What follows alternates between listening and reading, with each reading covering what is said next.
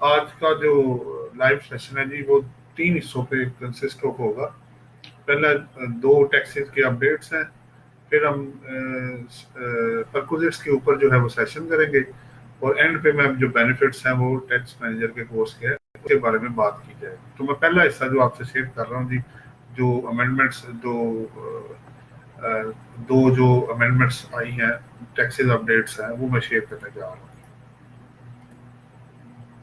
जी। ये पहला अपडेट आपके सामने है। इसमें सिंध रेवेन्यू बोर्ड ने बेसिकली क्या किया कि वो रिटेलर जो ब्रांचलेस बैंकिंग के बिहाफ पे फाइनेंशियल असिस्टेंस जो प्रोवाइड ट्रांसफर करेंगे गवर्नमेंट के एहसास प्रोग्राम के तहत, उनको जो कमीशन या सर्विस चार्जेस दिए जाएंगे उस पे सेल टैक्स से छूट दी है सिंध रेवेन्यू बोर्ड ने। बट उसमें सब्जेक्ट टू दिस कंडीशन है कि वो उस अमाउंट में से कुछ नहीं काटा जाएगा जो अमाउंट ट्रांसफर होगी, और पूरी की पूरी अमाउंट वो बेनिफिशियरी को ट्रांसफर होगी। तो ये एक जो एसआरओ है इसके ऊपर उन्होंने इशू कर दिया जी, जिसका रेफरेंस मैंने इस अमेंडमेंट के थ्रू आपको दे दिया। अच्छा जी, नेक्स्ट चलता हूँ जी मैं सेकंड की तरफ।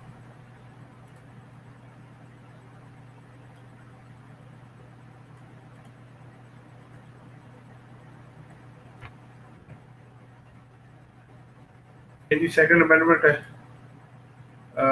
ये मैं पहले पूरी टाइप कर दूं जी, पेस्ट कर देता हूँ, फिर मैं आपसे शेयर कर लेता हूँ।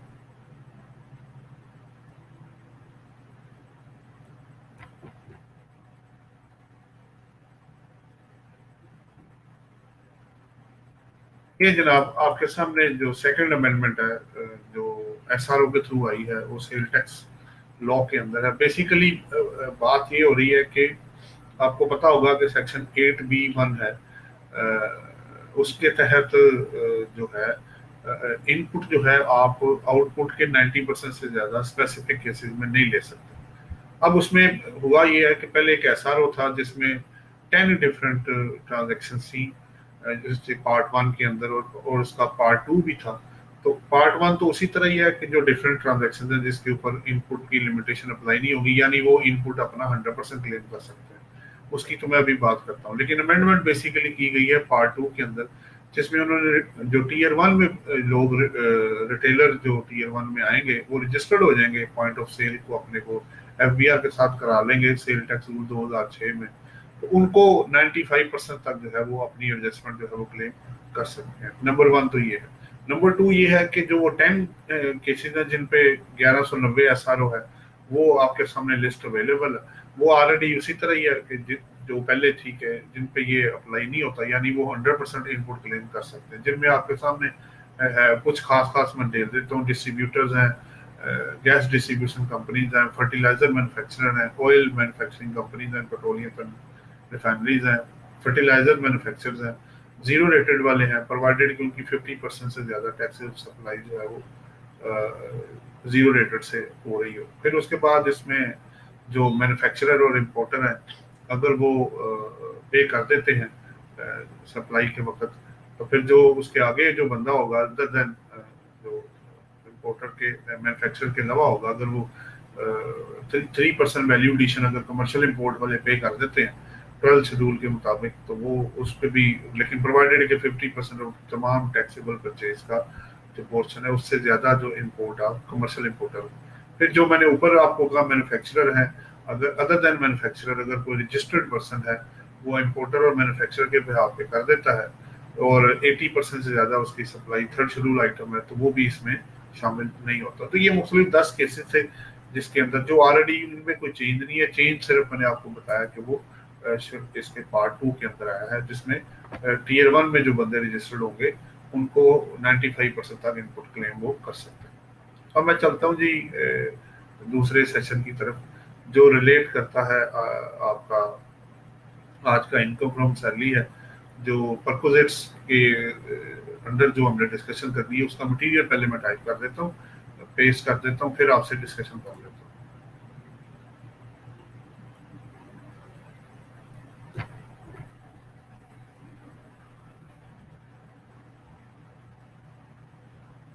जी जनाब, ये आपके सामने जी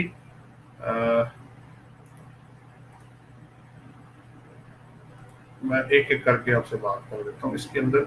परकोजिट्स के बारे में बात है जी। पहली बात तो ये पहला सवाल ये है जी, 5 इसमें मेजर जो है 4 क्वेश्चन जो है उसमें रेज किए गए हैं, थोड़ी थोड़ी डिटेल इन सबसे रिलेटेड जो है वो शेयर कर लेते हैं। पहला है जी, define the term perquisites. Perquisites basically in addition to normal जो बेनिफिट्स मिलते हैं, सैलरी जो मिलती है, बोनस कमीशन वगैरह मिलती है, उसके अलावा ये बेनिफिट जो होते हैं वो परकोजिट्स होते हैं। इसके बारे में अभी आपके सामने इंफॉर्मेशन भी आ जाएगी। जैसे आपको हाउस रेंट अलाउंस मिल जाता है, कन्वेंस अलाउंस मिल जाता है, अगर आपको मोटर व्हीकल की फैसिलिटी मिल गई है, इंटरेस्ट फ्री लोन आपको मिल गया है, fair market value of utilities के बेनिफिट मिल गए हैं, या आपके डोमेस्टिक सर्वेंट्स आपको मिल गए हैं, तो वो ऐसे आपके पर्सनल असेट्स के लिए ये परकोजिट्स है। अब इसमें इंक्लूडेड इन दी टर्म परकोजिट्स ये सारे जो मैंने अभी बताए, ये सब परकोजिट्स की डेफिनेशन और इसके अंदर शामिल किए जाते हैं। लेकिन ये इन एडिशन टू आपकी जो सैलरी होगा, उसके मतलब सैलरी के अलावा आपको जो बेनिफिट दिए जाएंगे उसको परकोजिट्स कहा जा रहा है। नंबर 3 इसमें क्वेश्चन है कि क्या तमाम परकोजिट्स टैक्सेबल हैं? जी बिल्कुल टैक्सेबल है, एक्सेप्ट वो परकोजिट्स जो आपको ऑफिशियल परफॉर्मेंस की डिस्चार्ज के लिए दी जाएंगे। अगर आप इंग्लैंड जाते हैं, आपकी कंपनी आपको या एम्प्लॉयर सपोर्ट करता है, तो वो ऑफिशियल टूर अगर है तो वो जितने एक्सपेंसेस आपको रीइंबर्समेंट होगी वो आपके सैलरी इनकम में ऐड नहीं किया जाएगा। बेसिकली वो एक्सपेंस आपके एम्प्लॉयर का वो टैक्सेबल नहीं होगा इन दी हैंड्स ऑफ एम्प्लॉयर। और आखिरी एग्जांपल जो अभी बात हुई, अगर आपको मोटर व्हीकल यूज होली और पार्टली फॉर प्राइवेट पर्पस, क्योंकि बिजनेस वाली तो आपको पता है वो तो बिजनेस के लिए यूज होती है, वो आपकी बेनिफिट में नहीं आएगा। तो जो आपके सिर्फ पर्सनल के लिए या बोथ बिजनेस प्लस पर्सनल होगा, तो पर्सनल की एक्सटेंट तक जो बेनिफिट आपको जाएगा वो आपकी सैलरी इनकम में एज ए परक्विजिट के तौर पे आएगा। नंबर 2 इसके अंदर है जी, अगर आप सैलरी ऑफ हाउसकीपर, ड्राइवर और यूटिलिटीज, अगर आपको कोई ड्राइवर और डोमेस्टिक असिस्टेंस अगर आपको मिल जाती है, तो जितना बेनिफिट जितनी सैलरी एम्प्लॉयर आपके बिहाफ पे उनको पे करेगा वो आपकी परक्विजिट्स में एज ए सैलरी इनकम बन जाएगा। नंबर 3 आप देख सकते हैं फेयर मार्केट वैल्यू यूटिलिटीज। अगर utilities basically electricity, telephone, gas और वाटर है, जो आपके पर्सनल की बात हो रही है। अगर आप पर्सनल कोई यूटिलिटीज के लिए बेनिफिट आपका एम्प्लॉयर आपको दे देता है, हो सकता है वो 100% दे दे, हो सकता है वो आपकी कॉस्ट का 50% दे दे, हो सकता है वो 10% दे दे। तो जितना भी बेनिफिट आपको एम्प्लॉयर देगा पर्सनल जो आपकी यूटिलिटीज है, डोमेस्टिक है, तो टू दैट एक्सटेंट जो होगा वो आपकी सैलरी इनकम में एज ए परक्विजिट के तौर पे ऐड हो जाएगा।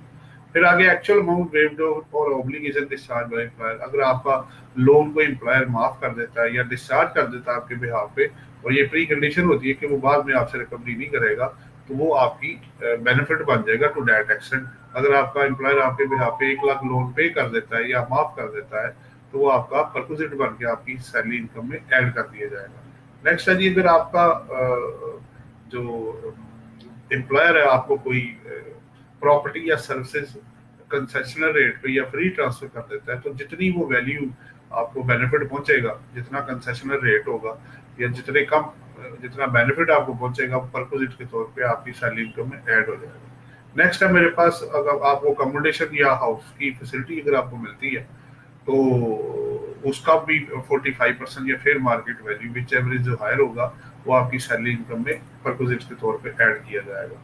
मैं सवाल भी लेता हूँ जी अभी राना उमर फारूक साहब का, बाद में आगे है। मैं पहले ये सेशन क्लोज कर लूँ, उसके बाद अगर आपका एम्प्लॉयर आपको इंटरेस्ट फ्री लोन देता है या कंसेशनल रेट पे देता है, तो उसका एक तरीका जो है वो इसमें डिफाइन किया गया है। उस तरीके के मुताबिक जो बेनिफिट अगर आपको निकलेगा तो वो ऐड होगा, अदरवाइज नहीं होगा।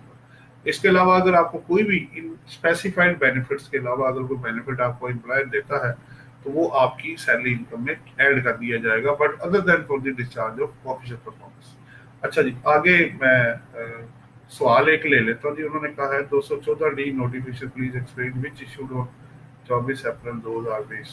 214D नोटिफिकेशन, इस पे राना साहब अभी इसको चेक कर लेते हैं जो 214D पे नोटिफिकेशन आया है। अभी बाद में फिर ये मैं सेशन क्लोज कर लूँ तो फिर आपसे बात कर लेते हैं कि ये 214D जो 24 अप्रैल 2020 में है, इस पे क्या है। वैसे तो आपको पता है कि ये 16, 17 और 15, 16 और 17 पे 214D एप्लीकेबल है। बेसिकली ये ऑटोमेटिक सिलेक्शन ऑफ ऑडिट है अगर आप लेट रिटर्न्स फाइल करेंगे, एक्सेप्ट कुछ एक्सक्लूजन है जो इसके अंदर दी हुई है। बाकी अब जो नोटिफिकेशन है उसको मैं बाद में देखता हूँ कि उसके अंदर कोई खास चीज आई है कि नहीं। अच्छा जी, आगे बेनिफिट है जी, लास्ट जो मेरा सेशन है आपसे।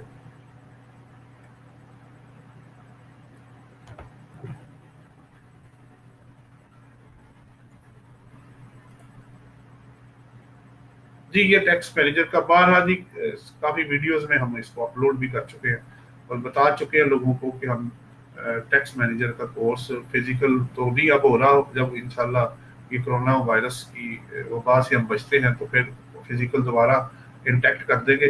तो फिजिकल प्लस ऑनलाइन हम पहले कर रहे थे, इस वक्त हम सिर्फ ऑनलाइन कर रहे हैं नंबर वन। उसमें अब फ्री एडमिशन है, कोई सिक्योरिटी नहीं है, फ्री मटेरियल है आपका, ठीक है। पिछले 15 साल के सीए के आईसीएमपी के न्यूमेरिकल क्वेश्चन लेटेस्ट लॉ के मुताबिक सॉल्व किए गए हैं, यानी टैक्स ईयर 2020 के मुताबिक। उसके बाद हमारी बुक आपके लिए फ्री होगी, इसमें सर्टिफिकेट हम इशू करेंगे।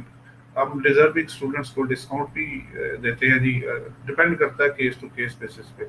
उसके अलावा थ्योरेटिकल पोर्शन जो है वो चैप्टर वाइज इसमें अरेंज किए गए हैं। और प्लस हमारे हमारे स्टूडेंट्स के लिए हमेशा जो नंबर है वो कोर्स से रिलेटेड कोई भी क्वेश्चन हो तो वो इसमें हमने कॉन्टैक्ट नंबर अपने दिए हुए हैं, वो इस पे हमारे साथ रब्ता कर सकते हैं। और प्लस हम टैक्सेस की अपडेट्स अपने इस पेज के थ्रू और ग्रुप्स के थ्रू करते रहते हैं, तो जिन लोगों को ये फैसिलिटी चाहिए हो वो हमारे साथ इसमें आ सकते हैं। प्लस एक एमसीक्यूज भी मैं बता रहा हूँ कि वो भी चैप्टर वाइज हमने विद क्वेश्चन आंसर्स के वो हर चैप्टर वाइज इसमें दिए हुए हैं। तो ये कुछ जो आपके सामने हम कर सकते थे वो हम कर रहे हैं। बाकी इंशाल्लाह ताला कोई सवाल होगा तो उसको हम देख लेंगे। तो तब तक के लिए इजाज़त दें। अल्लाह हाफिज़ जी, थैंक यू वेरी मच।